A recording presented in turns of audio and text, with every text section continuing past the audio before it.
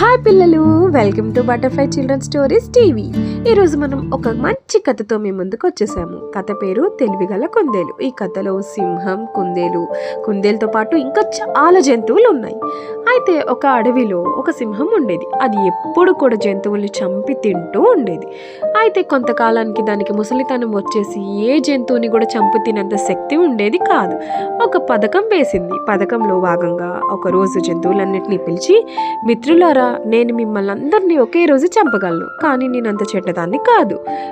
మీరే మీ అంతట వచ్చి రోజు నాకు ఆహారంగా కావాలని కోరింది. పాపం పిచ్చి జంతువులన్నీ కూడా నమ్మి ఓకే అని చెప్తాయి. ఒక్కో రోజు ఒక్కో జంతువుని చంపి తింటూ ఉండేది. మిగతా జంతువులన్నీ ఆనందంగా ఆడుకుంటూ ఉండేవి. అయితే ఒకరోజు జింకని, ఒకరోజు జీబ్రాని, అన్ని జంతువుల్ని చంపేసి తింటూ ఉంది. అయితే ఆ గ్రూప్లో, అంటే ఆ సమూహంలో ఒక మంచి తెలివైన కుందేలు ఉండేది. ఆ కుందేలుకి ఇదంతా చూసి, ఏంటి రోజు ఏదో ఒక దాన్ని చంపి తింటుంది, ఇంకెలా మేము చచ్చిపోవాలా అని చెప్పి బాధపడుతూ ఉంది. ఒకరోజు ఒక పథకం వేసి సింహం దగ్గరికి వెళ్ళి, సింహం రాజా, నేనే ఈరోజు మీకు భోజనాన్ని, కానీ నాకు ఎంతో బాధగా ఉంది సింహం రాజా. ఈరోజు నేను మీకు ఆహారంగా వచ్చాను, కానీ రేపటి నుంచి ఏ జంతువు కూడా రాదు, ఎందుకంటే మీలాంటి జంతువే అడవిలో బావి దగ్గర కనిపించింది ప్రభు అని చెప్తుంది. అది విన్న సింహం చాలా భయపడిపోతుంది. అయితే సింహం ఇలా అంటుంది, మిత్రమా, నన్ను అక్కడికి తీసుకువెళ్తావా అని ఇద్దరు కలిసి వెళ్తారు.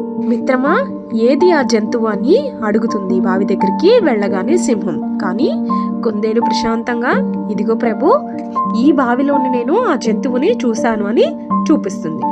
చూపించగానే దాని ముఖం పెట్టి ఆ బావిలోకి చూస్తుంది. చూడగానే చాలా ఆశ్చర్యపోతుంది. నాలాంటి జంతువు ఇదిగో ఇక్కడే ఉన్నది అని చాలా భయపడిపోయి అమాంతం బావిలోకి దూకేస్తుంది.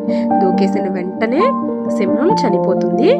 ఇంకా కుందేలు చాలా ఆనందపడుతుంది. మిగతా జంతువులతో జరిగిన విషయం మొత్తాన్ని కూడా వివరించి అవి చాలా ఆనందంగా జీవించసాగాయి. కథలో నీతి ఏంటంటే, అపాయం వచ్చినప్పుడు తెలివిగా ఆలోచించి బయటపడాలి. పిల్లలు, ఈ వీడియో మీకు నచ్చినట్లయితే కనుక please subscribe and like my channel.